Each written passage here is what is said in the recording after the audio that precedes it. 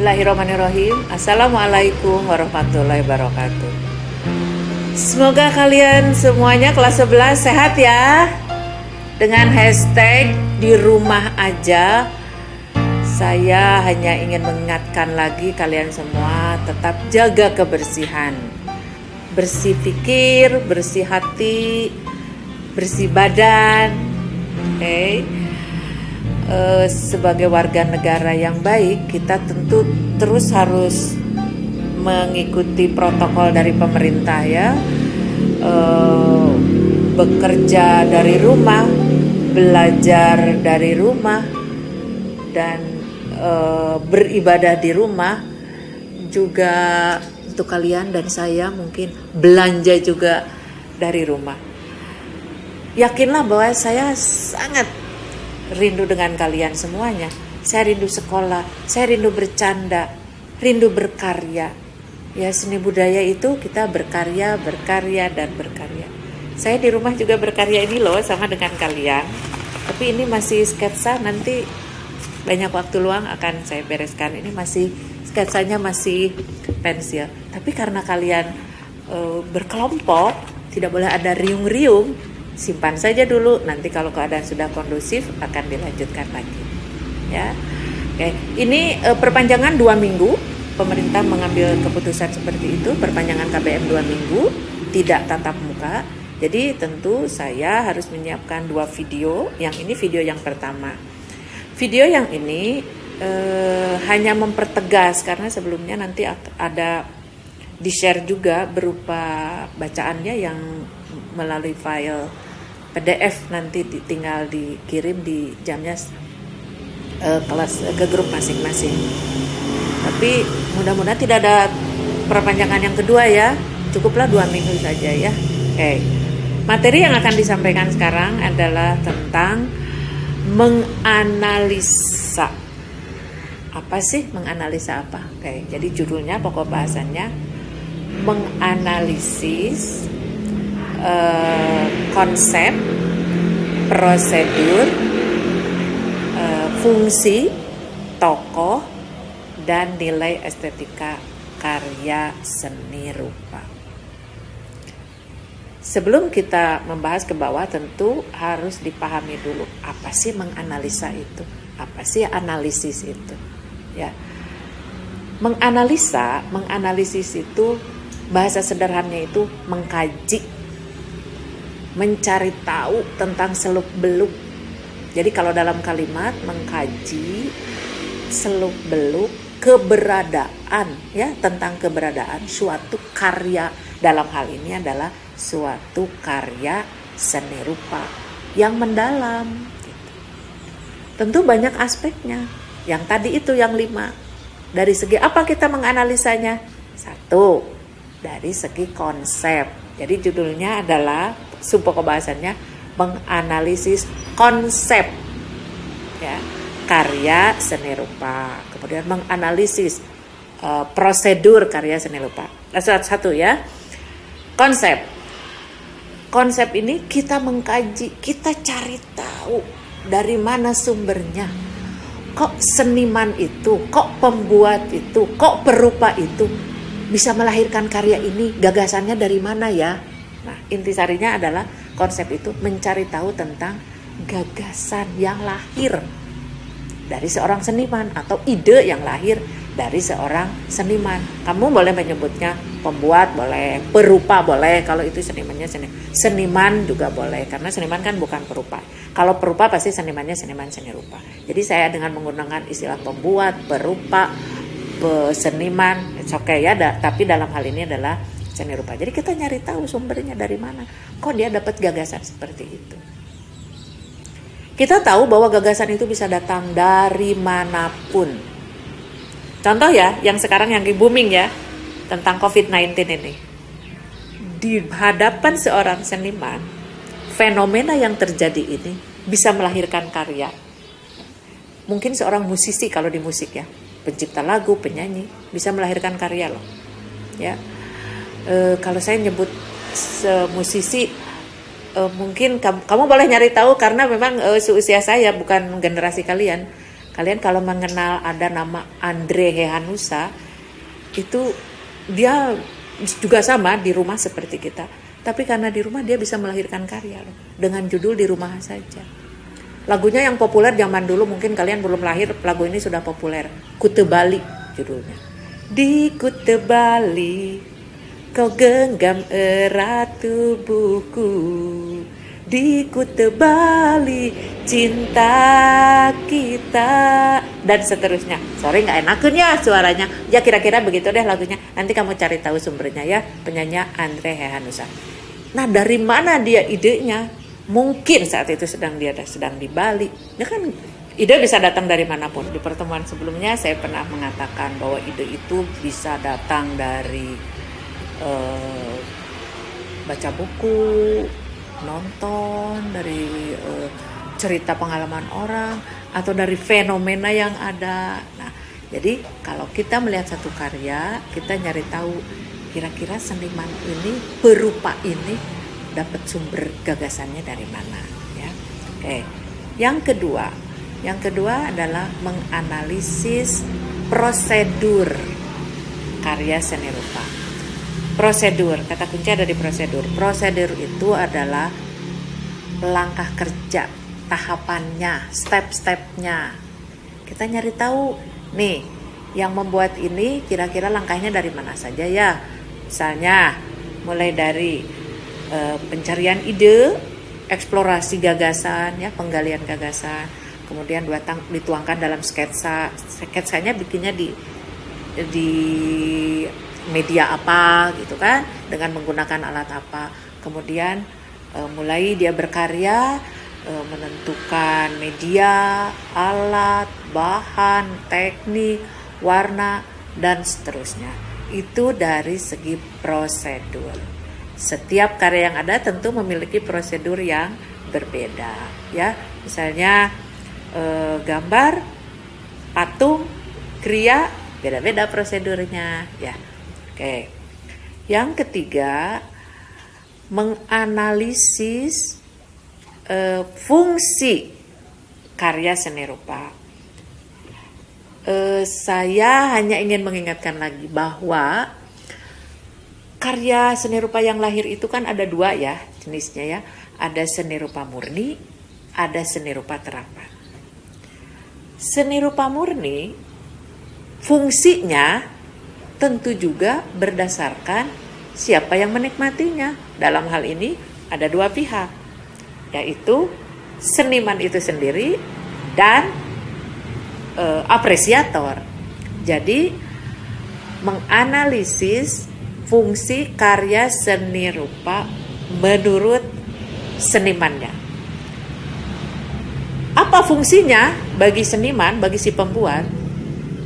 Seni rupa murni bagi si pembuat adalah sarana untuk mengekspresikan diri, sarana, wadah untuk menuangkan gagasan.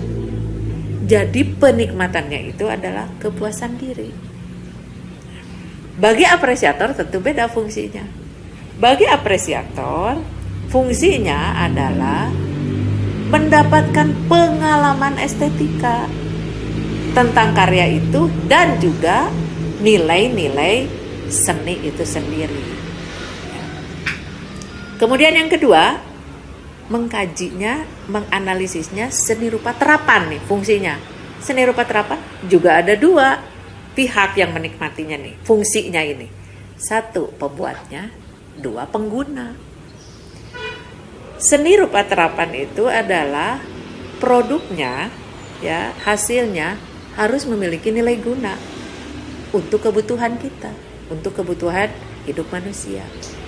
Tapi tentu tidak boleh mengabaikan, tidak boleh menghiraukan tentang estetikanya. Jadi di samping memiliki nilai guna, juga harus memiliki nilai nilai keindahan, ya, nilai keindahan.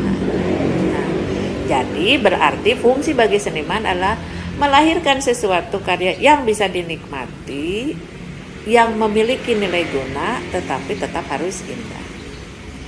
Di mata pengguna, di hadapan pengguna, fungsinya itu dia akan merasa puas karena kebutuhannya terpenuhi, tetapi juga bisa menikmati karya itu. Artinya menikmati keindahannya ya, bukan karyanya dinikmati dimakan gitu, bukan. Contohnya gini deh, yang paling sederhana ya, yang dekat dengan keseharian kita. Piring. Nah, piring itu fungsinya apa sih? Piring itu fungsinya hanya untuk menyimpan sesuatu, makanan dalam hal ini, yang akan kita konsumsi. Misalnya nasi kalau untuk makanan orang Indonesia dan lauk pauknya, atau menyimpan roti, menyimpan kentang untuk di beberapa wilayah, ya kan? Nah, tapi coba kalian perhatikan deh, kenapa ya piring kok rupa-rupa ya? Bentuknya rupa-rupa, warnanya, teksturnya, dekorasinya, ukurannya rupa-rupa. Bahkan untuk kalangan elit, untuk kalangan orang-orang kaya di kerajaan mungkin gitu ya, ada piring yang lapisannya berlapis emas, berlapis perak. Apakah akan mengubah rasa? Enggak lah. Piring isinya nasi goreng dari plastik, dengan piring isinya sama nasi goreng berlapis emas, sama saja, dua-duanya juga tetap, atau bala-bala sama, nggak akan jadi rubah rasanya. Mengapa harus macam-macam? Karena pertimbangan estetika. Jadi para pembuat itu, para perupa seni terapan, bukan hanya memperhitungkan nilai guna, bukan hanya memiliki nilai fungsi, tetapi harus memiliki nilai estetika, nilai keindahan, supaya pengguna mendapat kepuasan ya. Yang keempat, menganalisis tokoh. Jadi menganalisis tokoh karya seni rupa.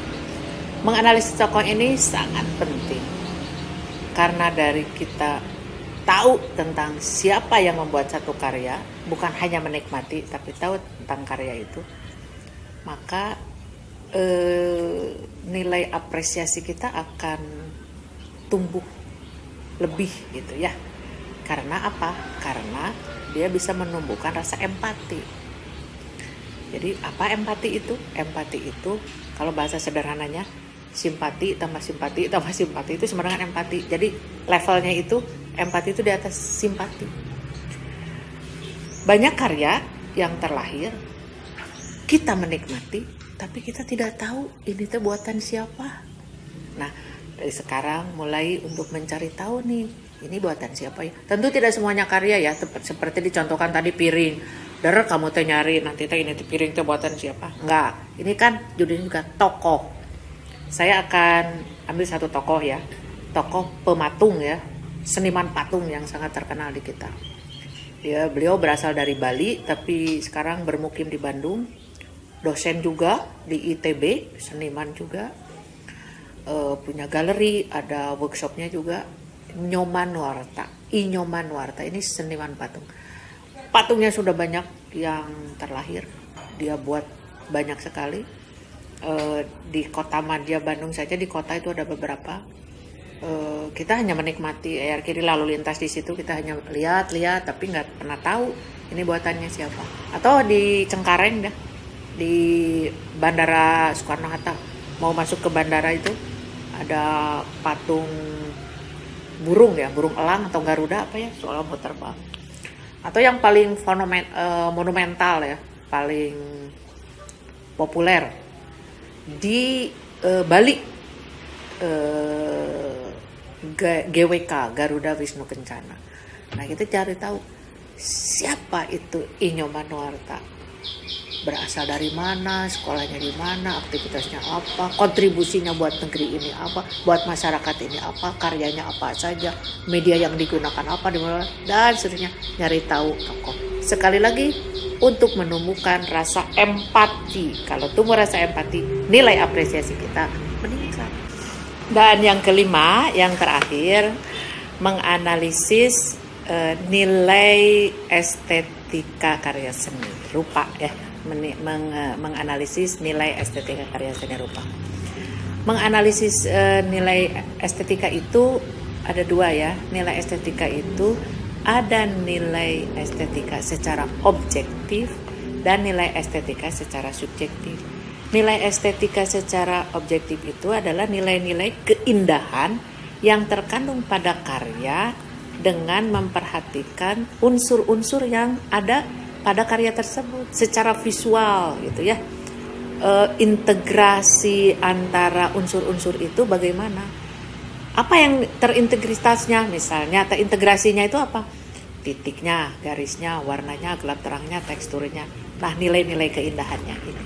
Itu berarti nilainya intrinsik atau nilai keindahan objektif. Ada nilai ekstrinsik. Nilai ekstrinsik itu nilai subjektif. Jadi berdasarkan penikmat, nilai berdasarkan penikmat. Misalnya nilai keindahan tentang pesan pada karya itu yang ingin disampaikan. Bisa pesan moral, pesan sosial, atau yang lainnya. Nah, itu saja ya materi yang pertama yang untuk pertemuan pertama ini ya. Di perpanjangan waktu, sekali lagi mengkaji, menganalisis karya seni rupa berdasar pada konsep, prosedur, fungsi, tokoh, dan nilai estetika. Buat semuanya kelas 11, saya membuat video ini untuk pemenuhan kewajiban pemberian materi, tapi tentu penuh dengan cinta buat kalian ya. Karena salah satu lagu terfavorit di dunia ini adalah Love of My Life. Gitu kan Pak Dewa, Om Brad? Love of my life. Love of my life, you hurt me. You've broken my heart, and now you leave me. Love of my life, can you see? Bring it back, bring it back. Oleh Queen, peace Pak Dewa. Terima kasih kelas 11. Ketemu lagi di video yang kedua. Mohon maaf ya kalau ada salah-salah. Kalian boleh mendalami ini materi ini di sumber yang lain. Kalau ada yang kurang paham, kita sifatnya nanti diskusi ya. Kalian misalnya menemukan sesuatu, silahkan di-share bukan di-share ya, dikirim aja ke Japri, jangan di grup. Misalnya ada pertanyaan atau apa-apa. Takutnya saya keliru. Mayani juga manusia, guru juga manusia. Terima kasih. I love you so much. Assalamualaikum warahmatullahi wabarakatuh. Bye.